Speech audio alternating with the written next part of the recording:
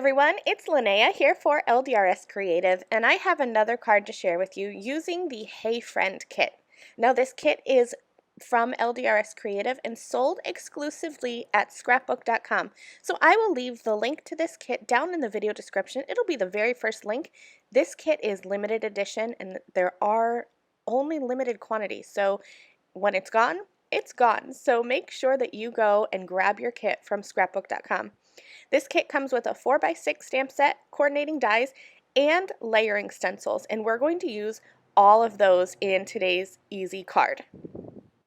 I love this whole system of stamping these 6 floral images once, die cutting them once, and stenciling with the layering stencils.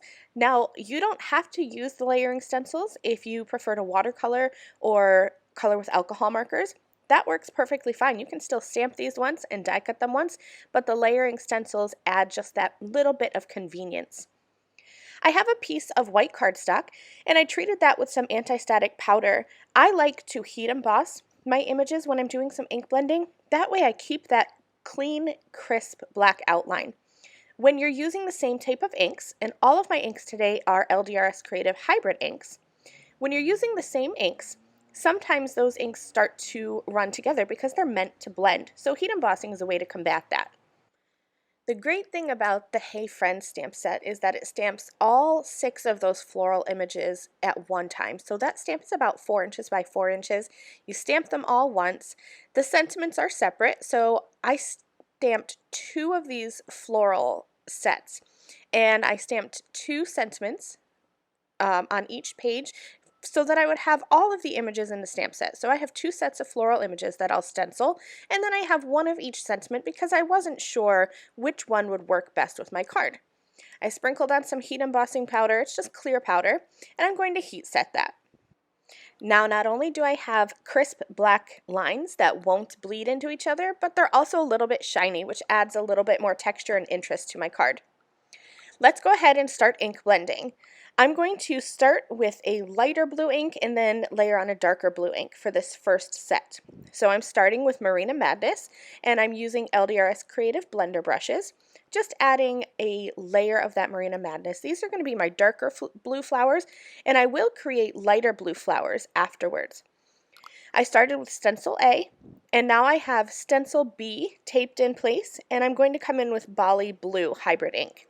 You can use pixie spray with these stencils if you like, but they're pretty open areas. It's not a very fine detailed stencil, so I find that tape holds these in place just fine.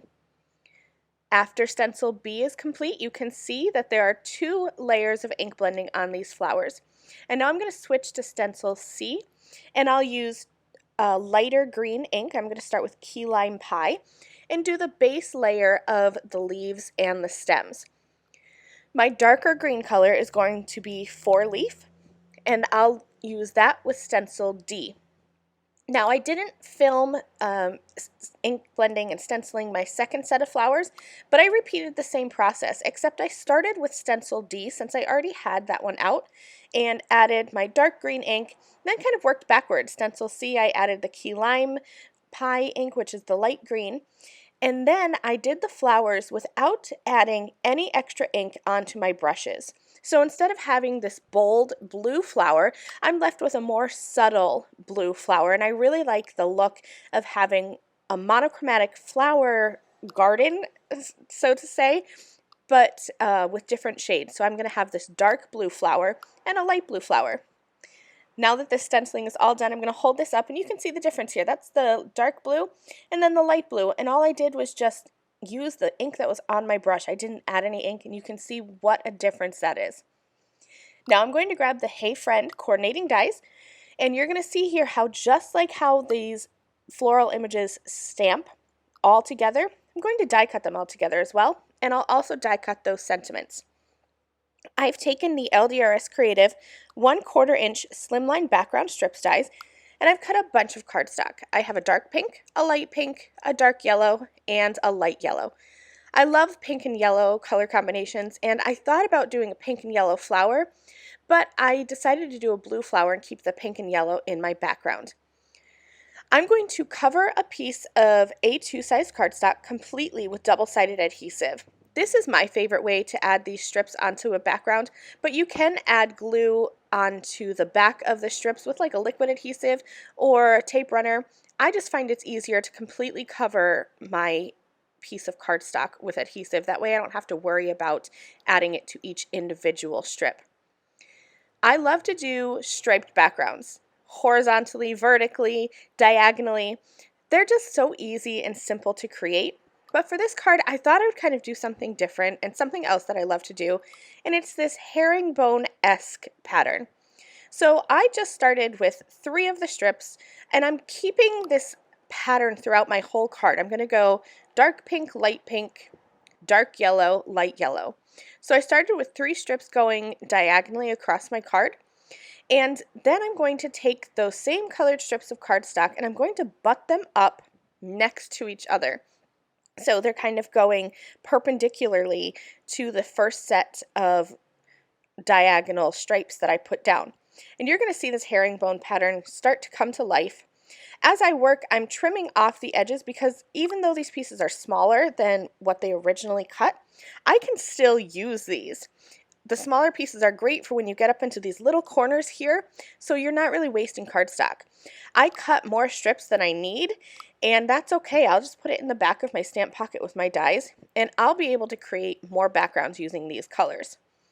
So I'm just going to continue on making this herringbone-esque pattern, just kind of varying which direction I'm putting my little strips of cardstock down. I'll go one way for a while and then I'll switch and go perpendicularly until my whole background is covered. And I am using my scissors and trimming off as I go so that I can get the most out of these strips of cardstock. I really like to stretch my supplies, and if I have extra, that's okay. I can make a second background. So here's what my completed background looks like. And I decided that I wanted to put this onto a white card base with a bit of stitching around the edge. So I grabbed my A2 stitched layered card toppers, and I'm using the second largest size. And I cut down that herringbone pattern that I made, and then I also cut a piece of white cardstock with the largest die. Here are all of my flowers and my sentiments all cut out. I just like to keep them in a little dish so that they're not floating around my desk and getting lost. So I put them in this little dish until I'm ready for them. Now I'm going to work on my arrangement.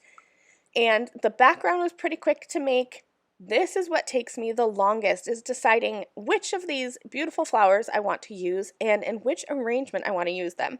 And then there's also these extra little greenery pieces that I have to decide how I want to use those as well. So this takes me a little bit of time, and don't worry, I'm not going to have the camera on the whole time, but you can see my process here. I just kind of put together some flowers. I'll switch out the flowers, switch out the greenery pieces, and just mess around until I get the arrangement that I want. I figured out the arrangement, and I decided that I wanted to have something else in the background, something to kind of help these flowers pop and stand out from that pieced together background that I made.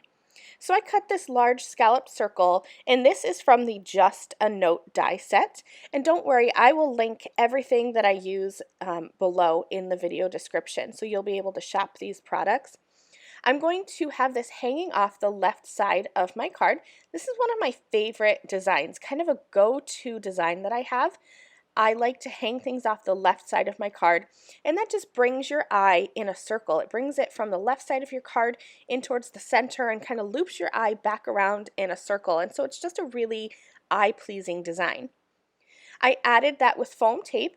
I added that herringbone background, popped that up with foam tape onto my white background, and then even added my flowers with more foam.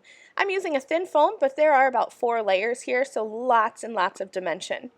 And here is my finished card. I love all the colors, the pattern in the background, and it was really quite simple to make. I hope you enjoyed this video tutorial. Remember that I will list and link all of the products I used below in the video description. Also remember that this Hey Friend kit from LDRS Creative is exclusively sold at scrapbook.com.